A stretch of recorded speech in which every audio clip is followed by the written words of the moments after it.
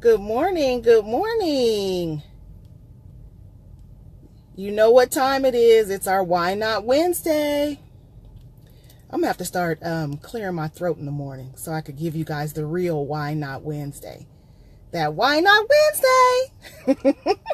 This is Lisa Guice, your self-relationship expert, your inspirational speaker, your Be Great Now coach, and the author of You're Just a Quote Away from Your Greatness. I help and ignite women to leap, lead, leverage, and profit, most importantly, from their greatness. And I'm coming to you this morning just to pour a little bit more into you to help push you into your greatness and catapult you into your destiny. And I wanted to come and just ask you the question, or basically make the statement. I wanted to let you know why being uncomfortable is a gift. Why being uncomfortable is a gift. As ugly as it feels when we're going through it, you know, the anxiety that we get.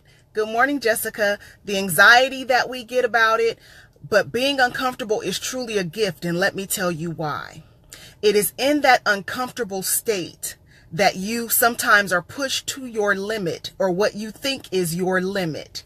It is in that uncomfortable state that you are sometimes pushed beyond where you thought you could go. It is in that uncomfortable state that you think to yourself, let me go back to the drawing board and think about what else I need to do because this is not working for me.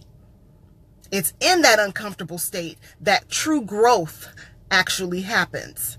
So even though we look at it as, you know, I want comfort, I want to make sure that things are done where I'm feeling at ease, your true potential happens when you are uncomfortable. Let me just give you an example. I have a friend who recently realized that she's going to have to leave her job, which is fine. You know, if you work a 9 to 5 and that's your thing, hey, that's perfect. Just figure out how to move up where you are. Just don't stay in the same position.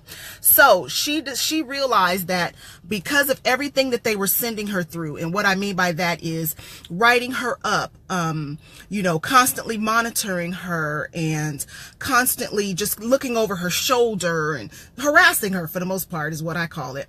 But she was just like, oh my gosh, if I have to deal with this mess every day, I am not going to make it. Like, oh, I'm going to pull my hair out. So I told her, is that right? So what are you going to do about it? Let's talk about it. Let's talk it out. What are you going to do about it? And she was like, well, I really don't know. You know, now is not a good time to leave. You know, it's going to take time to find something else, and so on and so on. She was going on and on about all the reasons why she couldn't make a move. And I said, oh, okay. So then we're not going to keep talking about this, right? You're just going to go to work and be happy. She's like, no, I'm not going to be happy. I really don't want to be there. I said, oh no, you want to be there, because if you didn't want to be there, you wouldn't be there, or you would be making a plan not to be there. So what are we really talking about? But the point is they're making her so uncomfortable. They're making her so uncomfortable because it is time for her to move on. It is time for her to move on. And if they don't make her uncomfortable, she's going to stay. She's going to become complacent and just, you know, ride things out. So I told her, I said, okay, they obviously have not pushed you enough. So when they push you enough, let's meet back up and talk about it again and devise a plan.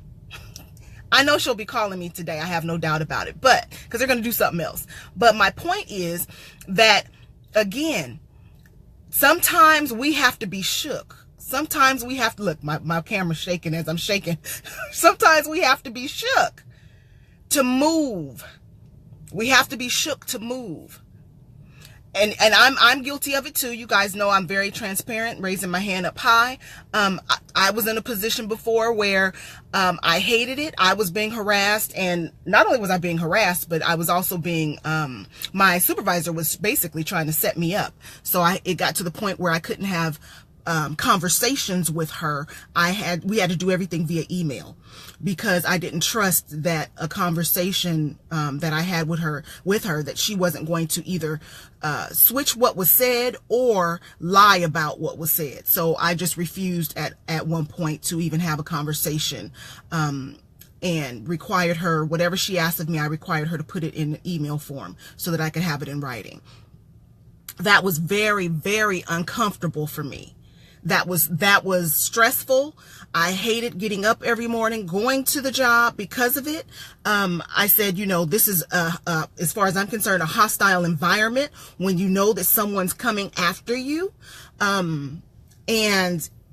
But instead of just sitting back and being the victim of it, I said, okay, first of all, let me get strategic in how I deal with her, which is where the email communication came in. I said, secondly, let me start to map out my plan so that I can leave. Because what I refused to do was, for me, I refused to allow her to be the reason I walked out of the door, meaning she was going to walk me out of the door. I decided that I would be leaving, but they would be on my terms. See, that's what happens when we sit in the space of being uncomfortable and we do nothing about it. Then we become victim to the circumstances versus being empowered by what's going on. Empowered, pushed, and catapulted into the next move, right? So I just want you guys to really think about that. If you're going through anything, and I know, sometimes the enemy will attack and we're just like, why me? What's going on? What am I supposed to do? Sometimes we don't know what to do, but I encourage you to sit down and really map out your plan of action, because again, when you walk out that door, you want to walk out that door on your own terms. And that's exactly what I did. That's exactly what I encouraged my friend to do. Again, I'm gonna let her marinate in it a little bit, because in my opinion, she's not uncomfortable enough. And I did tell her I was gonna come talk to you guys about this morning. So I'm not breaching any confidentiality, but I told her she was not comfortable. She wasn't uncomfortable enough. So when you get to a place where you are uncomfortable enough, there's no such thing as not moving. There's no such thing as, I'm just going to wait and see. Oh no, you go back to the drawing board and you say, I need to revisit and really get real with myself and ask myself, what is it that I want out of my life? And not only what is it that I want out of my life, when you realize what it is you want, how am I going to get there? What steps do I need to take in order to take me to where I'm trying to go? And, we have to be shook sometimes, because I always equate it back to when we were in the womb. When you were in that womb, even though you received that eviction notice telling you today was D-Day, you were just like, I think I want to chill here a little bit longer. It's nice and warm. I get my food, pretty much just given to me, and I don't have to think. I don't have to do anything. I'm just rolling around in all of this comfort, hearing sounds and being lulled to sleep throughout the day. I think this is a pretty good setup. I don't think I want to leave. I think I want to stay right here. But it's the force. It's the force of nature. It's the force of the mother's body pushing you out where you have no choice. You have no choice but to leave, right? It's like, no, we gave you your eviction notice, and as much as we love you, you gotta go. And that's pretty much how it is in life. If we could really be in a place where we are truly comfortable, we will stay there forever. So God will say, okay, it's time for you to move. Yes, Dr. V, you know it. Yes, the zone of uncomfortability. Absolutely. That's where you produce. Yes. Because we will stay and we will wallow. We'll pull that blanket over our head. Have you ever, on a rainy day, this is my downfall. On a rainy day, thank God I'm in Arizona now, because we don't have a lot of them. But on a rainy day, I am useless, completely useless, because I love the sound of the rain. I love the cold that the rain brings. I love just how, it's all dim outside, and you put on a good movie and throw on your comforter and just roll around in it all day. Ooh, it's a beautiful thing. And so I would never probably leave my house if I lived someplace where it rained all the time. I would probably never leave. But thank God, again, that I'm in Arizona and our rainy days are far and few in between. And if it does rain, it rains for like 15 minutes and then it's over. So this is a perfect environment for me. This is a perfect environment for me because one of the things I used to complain about, not complain, but just I used to say, wow, this is crazy, is that how bright it is out here. It's so bright out here all the time, and it would wake me up. And once I was up, I was like, okay, it's so bright out here and people are moving and going. I have to move and go and do something too. I have to move and go and do something too.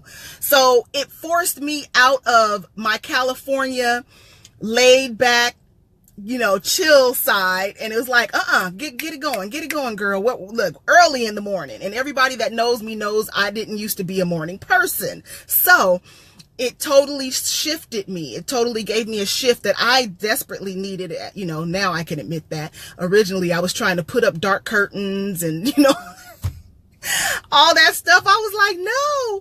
But I say all that to say, our environment needs to change in order for us to change. Sometimes our environment has to change for us to change. We have to get uncomfortable for us to change. We have to receive that shake for us to change. Now, of course, life would be a lot better if we just would go with everything and move when we're supposed to move. But we're hard-headed and things don't come that easy all the time, right? They don't come that easy all the time. So therefore, we need a little shaking. We need a little spanking. I'm just saying, raising my hand up high. I've been there. I'm sometimes still there. Dr. V and I talked about that yesterday.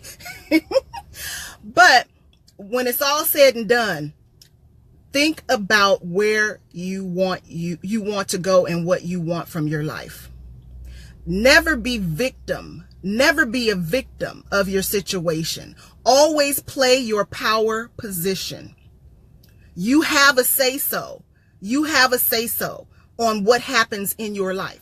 You don't have a say-so on everything that happens, but you do have a say-so on what happens in your life. So those things that you have control over, make sure you stay in control. Play your power all the time. So if you're at a job and they are messing with you, say, oh, thank you. You've just, thank you for showing me that it's time for me to move on. Move up and move on, whatever the case may be. It might be time for you to move past that supervisor because that supervisor sees something in you. Come on now, what am I saying? That supervisor sees something in you that they are intimidated by, and therefore that's why they're trying to bring you so much havoc because they don't want you to grow. They don't want you to grow. So maybe it's time for you to go and take, establish some other relationships because it might not be meant for you to leave that company. It might be meant for you to move up past that supervisor. I'm just saying. Move up or move on.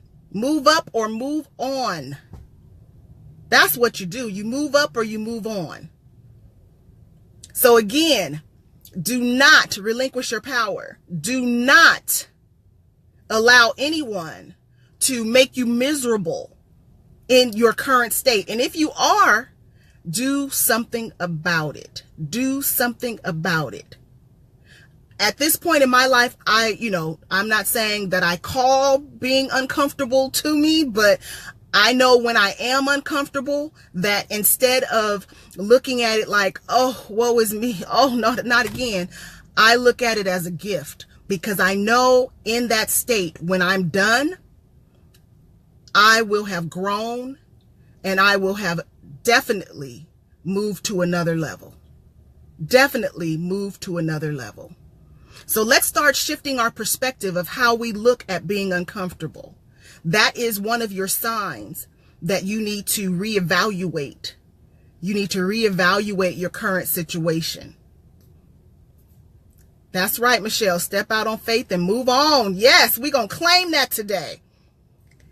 So I'm going to bring it on down. I just wanted to come and share that with you.